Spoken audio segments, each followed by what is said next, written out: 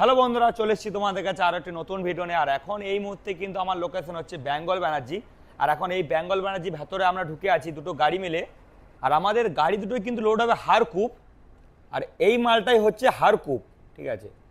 মালের কিন্তু ওয়েটটা প্রচুর পরিমাণে কম। এই গাড়ি দুটোর মিনিমাম সামথিং ধরবে 28-27 মাল ধরবে। আমরা যাব দুর্গাপুর। তো দেখি কখন আমাদের গাড়ি দুটো লোড হয়। 3টে গাড়ি এখনো সামনে লেগে আছে। এই গাড়ি 3টে লোড হওয়ার পর আমাদের এই দুটো গাড়ি লোড হবে। তো দেখে নাও, ফ্যাক্টরিটা দেখিয়ে দিয়েছি তোমাদেরকে একবার পুরোটাই। এই দেখে নাও এই দিকটা একবার।